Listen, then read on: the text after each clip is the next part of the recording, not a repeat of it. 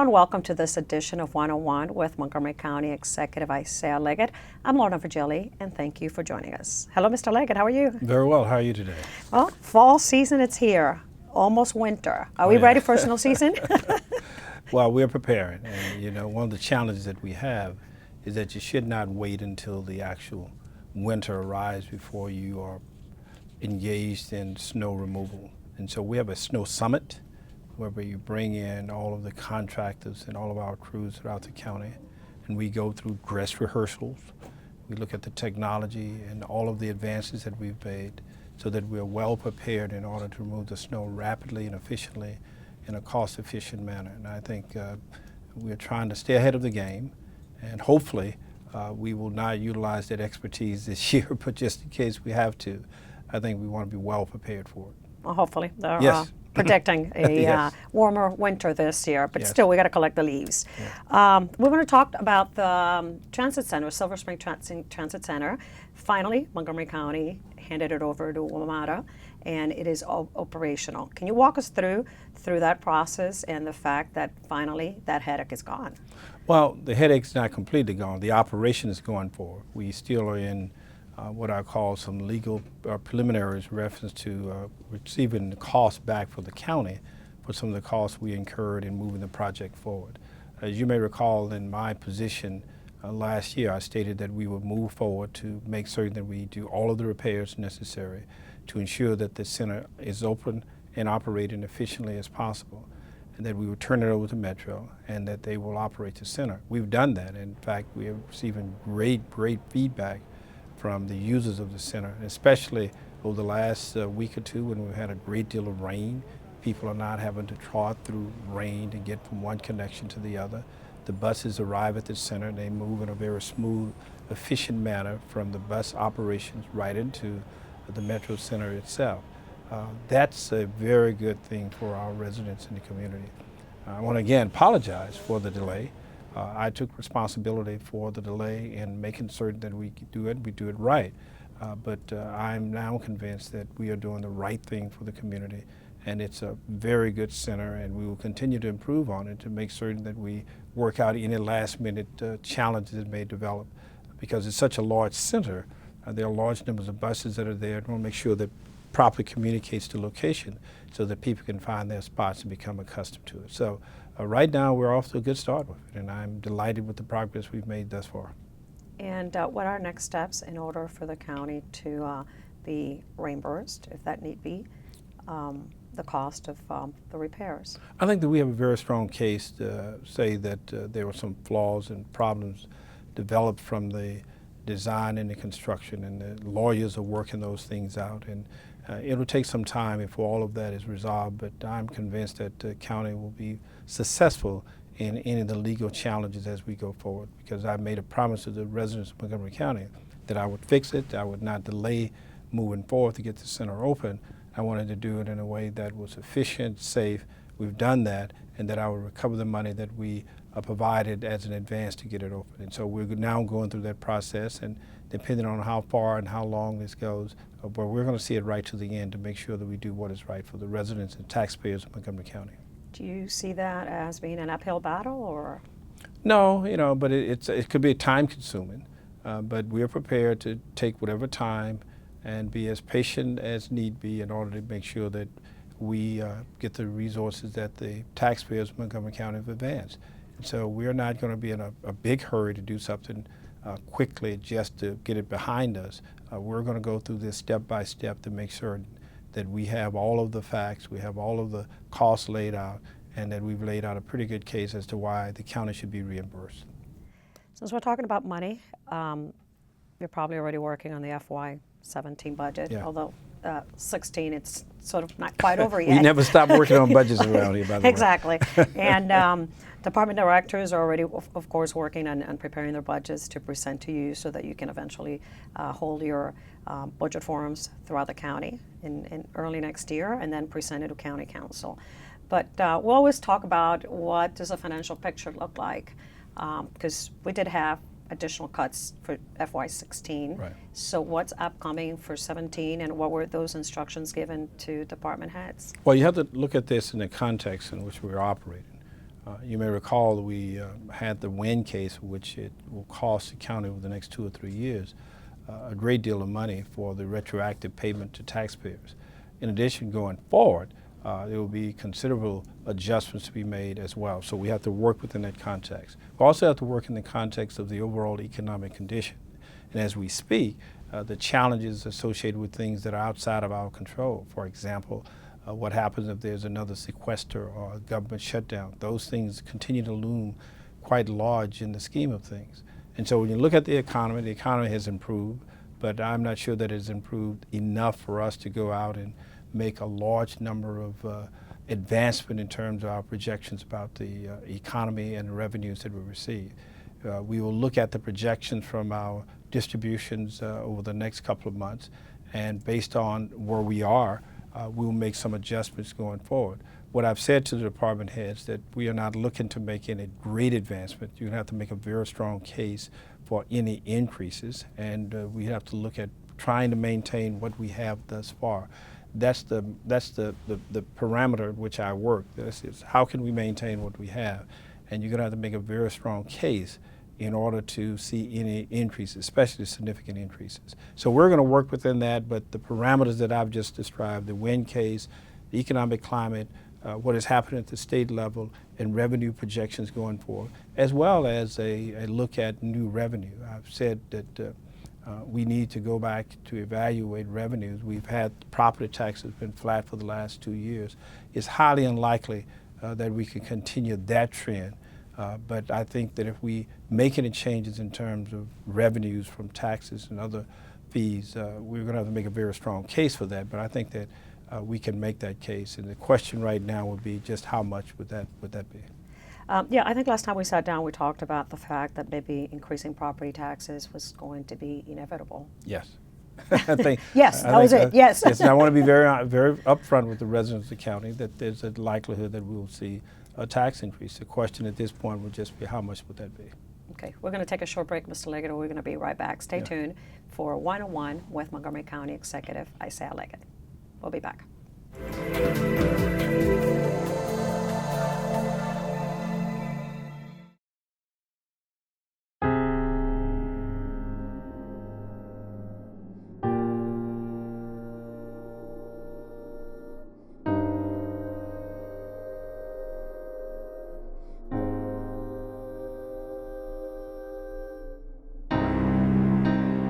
There's a reason why area law enforcement are out enforcing pedestrian and traffic safety laws and preventing killer pedestrian crashes.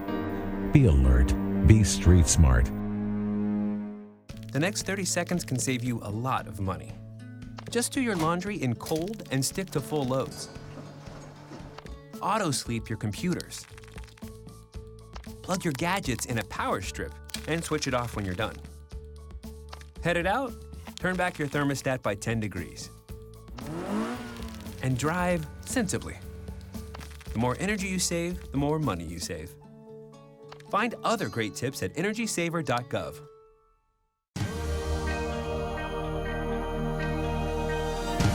Be active, Montgomery. Starting today, you can be active and treat yourself to a wide array of great activities offered by Montgomery County Recreation. With 4 indoor aquatic facilities and 20 community rec centers that offer exercise and weight rooms, you'll find everything you want from sports and fitness to senior activities, from cooking to dancing, classes, trips, and tours. Be active, Montgomery. Yes, starting today, you can work toward a healthier lifestyle. Learn a new skill, relax a little, or just meet new people. Visit our website to see all the exciting programs, activities, and classes available to you. And Be active, Montgomery.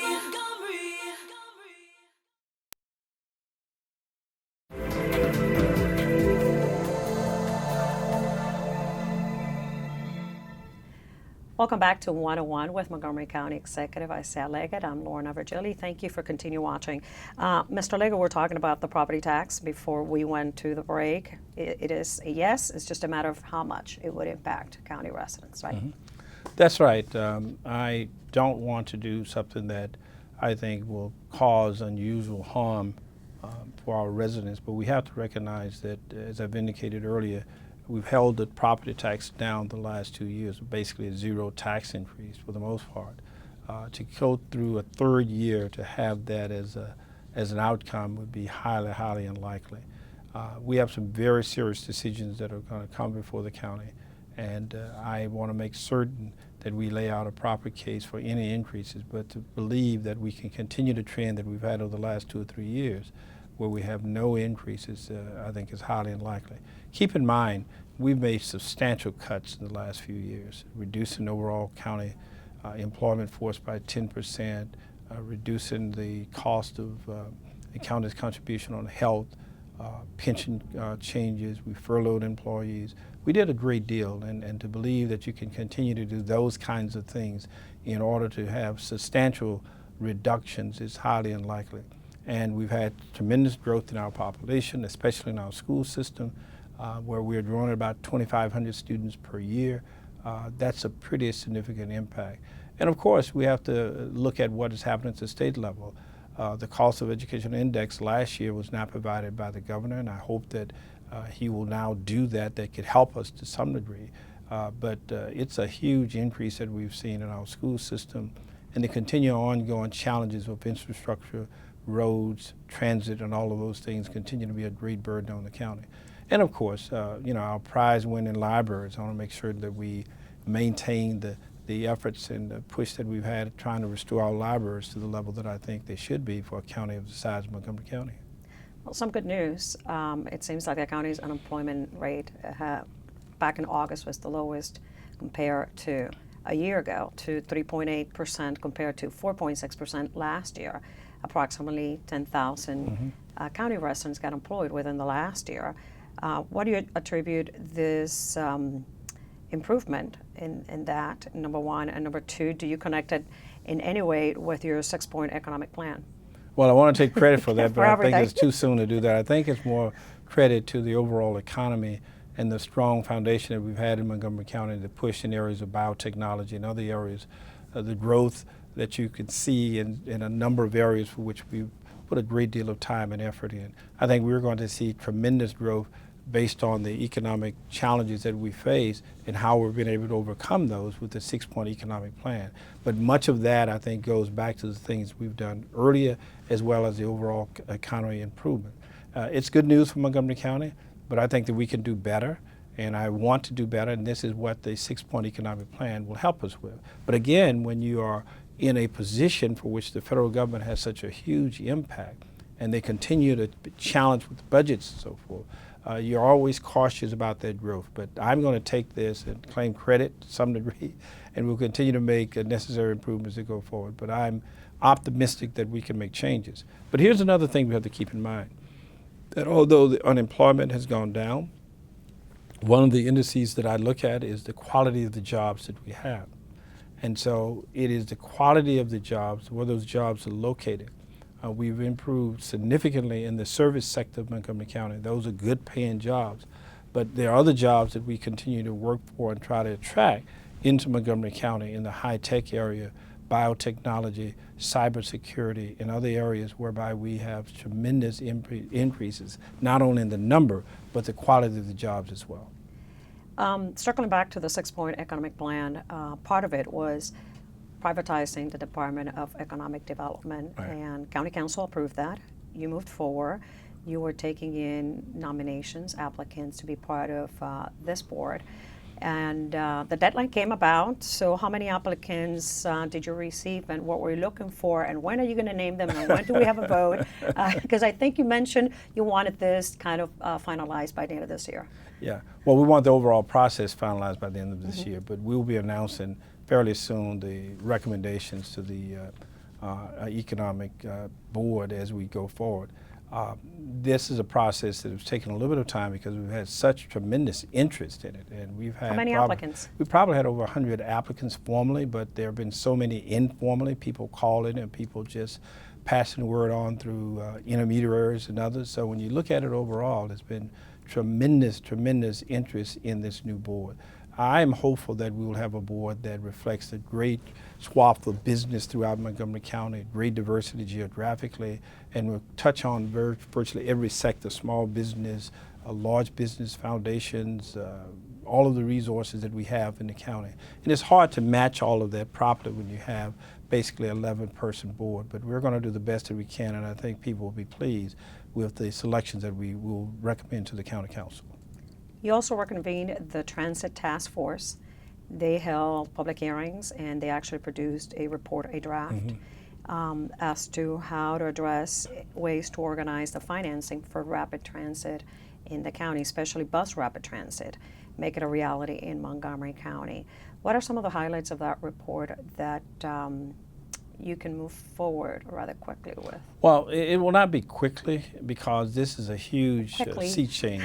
We'll make some decisions about finances for bits and pieces of it as we go forward. I'm still in the process of evaluating the report and trying to figure out what is the most cost-effective way to go forward.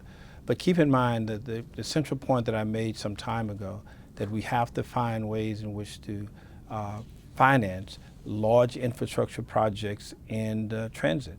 Unless we're able to do that, then it would mean that we are not able to respond to the existing transit operations that we have, as well as expand the system to ensure programs such as bus rapid transit becomes a reality in Montgomery County.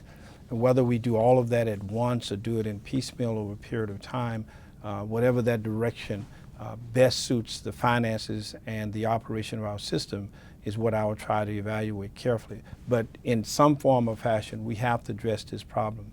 To do nothing, I think, is not realistic and will simply set the county back. We talked a little bit earlier about economic development in the county. The hub for economic development, the lifeblood of that, relies on transportation, and the most significant way in which to do that is mass transit. And so we have to do that in order to ensure that we significantly increase the investments, to increase the resources going forward, to make certain that we have a transit to undermine, and not to undermine, but underpin, if you will, the economic development in the county. Mr. Lawyer, we're going to take a short break, and when we come back, I'd like to take up on the subject of the Purple Line, some updates on that. Okay. We're going to take a short break. We'll be right back with Montgomery County Executive Isaiah Leggett.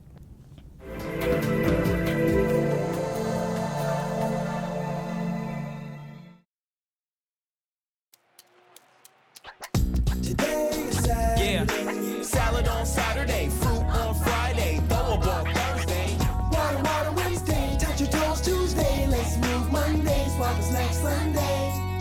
60 minutes of physical activity a day and eating well can help get your child healthy. So keep them active and eating well every day. Get ideas, get involved, get going at letsmove.gov. That's letsmove.gov. So, I'm kind of new here, but I've noticed a trend. My human does this funny thing where she goes around and gets all my toys, and then she hides them in that basket by the door. You know, but it's always the same basket, and it's always in the same place. And then she acts so surprised when I find them, but, you know, she's putting them in the same basket. Again. It's like, hello, that's where you put it last time. You were the worst at hide and go seek. Are you sure they can recycle us, Clamshell? Hey, Dome, we're on a new recycling postcard. I can't wait to make a new start. Maybe I'll be a red carpet at a big premiere. And I'll get to paint the White House. Shh, here he comes. Now you can recycle more plastics in Montgomery County, including #1 PET plastics such as clamshells, deli containers, trays, lids, domes, and cups. We're in! For more information on recycling, contact the Montgomery County, Maryland Division of Solid Waste Services at 311. The wait is over. Recycle more plastics today. Did you know there are more than 10,000 county government phone numbers? But there's only one number you need to remember for non-emergency calls, 311. MC311 is Montgomery County government's online telephone information system. Need information? Have a problem or complaint? Trying to locate a county government facility? Call 311. The call center is open Monday through Friday, 7 a.m. to 7 p.m. The website is available 24 hours a day, 7 days a week.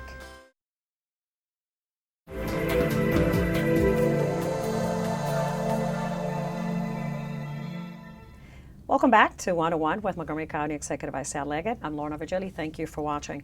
Mr. Leggett, the Maryland Transit Administration held a forum here in the county, basically to give an update as to what the project will look like after being evaluated.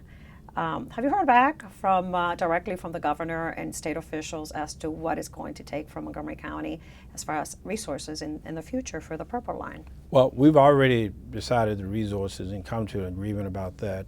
Unfortunately, we had to pay an additional $40 million to ensure that the local contribution is matched by the state and federal government. And so our financial contribution is in.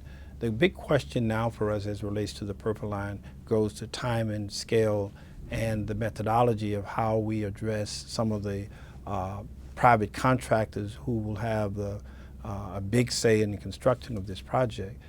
The challenge also is to make certain that the vision that we see here locally in Montgomery County and what we anticipate in terms of what this will look like, how would we construct it, the impact on the neighboring communities is something that we can all feel very comfortable about. And so the process that we're going forth now is to make sure that the scale and the scope of the project itself is one that we're all satisfied with, because the state wants to make some changes and adjustments, elevators, the types of tracks that we will have, entrances to the construction site, access, egress, those kinds of things.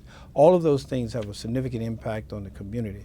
And so we want to make sure that as we evaluate this project, it is in compliance with what we agreed with earlier and minimizes the negative potential impacts to our community. Let's talk about the body-worn cameras by police officers. The pilot program kicked in the summer of this year, and they were kind of supposed to report back in October, although it was scaled back just a bit because of funding. Not as many planned police officers have been wearing the cameras. What has been the feedback from the police department? Well, we're still waiting on the report and to analyze it. But the challenge, I think, it will not be so much in terms of the use of the cameras and what they reveal, because this is not new technology. A large number of jurisdictions already have body cameras in place. The problem for us will be the underpinning of the program itself. How much will be available in terms of Freedom of Information Act? Do you have to provide all of the information? Working through the state, some legislative attempts to resolve questions of privacy, access, cost, those kinds of things are going to be the real challenge for us. Because, for example, when you go out and the camera is on, is not supposed to be on all circumstances and conditions. There may be information that the camera captures sometimes that is not part of an ongoing operation that is private. You know, you're meeting with a potential witness or you're meeting with a confidant. It just so happens to be captured on the camera. Well, what you have to do when there's a request for that information, you have to exclude that information out of the information that you provide for the public. And when someone comes in and says, I want every footage for Officer X, Y, and Z for the last 10 months, that's a huge cost, a huge operation in order to get that. And so what we need to do is work out procedurally, administratively, those kinds of arrangements, how we address those kinds of questions. Otherwise, the costs that we'll have and the administrative burdens that will be placed on this system would just be overwhelming in so many ways. And so that's where I think the real question comes at this point. And we won't have an answer from that until the General Assembly reconvenes in January to work out some of the details for all jurisdictions throughout the state of Maryland. One item that was a little bit controversial in the last few days was police officers, resource police officers in Montgomery County Public Schools wearing the cameras themselves around school property and so forth. And that has been taken in with some sort of grain of salt. What is your take? Well, that's part of the ongoing project that we're looking at and evaluating. I think that's appropriate in certain cases around schools to do so if you're making an arrest. But the question is, when you're not making the arrest and you have the camera on and you're getting other kinds of footage, that may not be appropriate. So those are the kinds of questions that we're still trying to work out, and I think that we now resolved that situation fairly well. But I think overall, those are the kinds of issues that become problematic, and how you adjust that with what may be the state law adjustments therein becomes a question for us to try to figure out. But hopefully we can come up with an answer that would allow us to make the appropriate arrest, to have the cameras on in certain circumstances and conditions that are warranted, and not capture information that may be part of ongoing day-to-day activities in a school that has nothing to do with police operations. There have been a couple of diversity conferences, if we can call them that, here in the county recently. One was the New American Expo, which was held at the Silver Springs Civic Center. It was a rainy Sunday afternoon, and still a lot of people did show up there. Right. And then the New American, and then the Welcome Americans conference as well, which was held in Rockville. A lot of these are popping up in Montgomery County lately. Is that because it was Hispanic Heritage Month, or because more people in the county are moving forward with the idea of inclusiveness and resources to new Americans? I think it's a combination of several things. First of all, the county's very strong interest in making sure that we are a community that welcome people, that we want to be inclusive, and we are diverse. We are, in fact, diverse, one of the more diverse communities in all of America. In fact, there was just a national ranking of the top 10 communities, cities and communities throughout the United States on those that are most diverse. Of the top 10, 4 of them are in Montgomery County. In the entire country, of the top 10, Montgomery County has 40% of the most diverse communities in all of America. When you look at the county as a whole, the county simply ranks at probably one or two in the entire country. In order to do that, we need to make certain that we treat all people with dignity and respect, make sure that we are respecting them, and make sure that they feel welcome, and then ensure that we take advantage to some degree of that great diversity we have. We have richness of talent in this county, people from all over the world. Over 1/3 of every person in this county is foreign born. They bring with them a great deal of culture and economic development, riches, and potential that we can all learn from, expand our horizon. And so I look at this as an asset for the county, and I'm very proud of the great diversity that we have. I think we have almost a minute, only a minute left, but I wanted to ask you the feedback that you got from county residents on the library summit that you held. In the past, it's helped you envision remodeling and the construction of new libraries in the county. Any new ideas for future libraries? Well, we're building on some of the old ideas from the first summit and new ideas, especially in the areas of technology, because between the first summit and the second summit, technology has advanced in a great way that really challenges us to try to meet those demands for how we build libraries in the future, how we provide services for our residents, and what are the priorities of the residents. It was a wonderful occasion to bring all of the community together, and librarians really from throughout the entire region supported us in our endeavors to look at how libraries should be viewed in the future.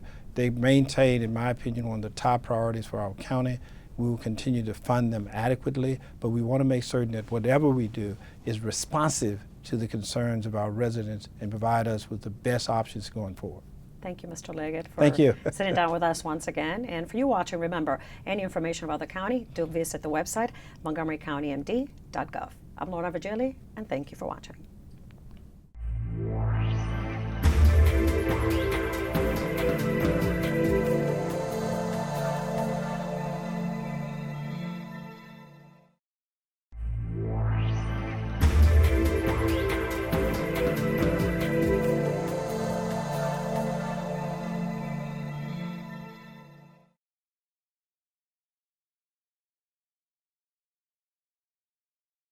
In Montgomery County, we have a goal to reduce waste and recycle 70% of all waste by 2020. By recycling and reducing waste, we save natural resources and make our community even better. So recycle at home, work, school, everywhere, and keep recycling going. For more information, call the Montgomery County, Maryland Division of Solid Waste Services at 311 or visit montgomerycountymd.gov/recycling. Keep it going. Recycle more now. This message brought to you by FEMA. Home fires occur most often in winter. Keep anything that can catch fire at least 3 feet from heating equipment. And never use an oven to heat your home. Stay in the kitchen when frying, grilling, or broiling food. Turn space heaters off when you leave the room or go to bed. Make sure all vents are clear of snow and ice to allow carbon monoxide to vent outside. Have your furnace, heating system, and chimneys serviced each year by a qualified professional. Learn more at www.usfa.fema.gov.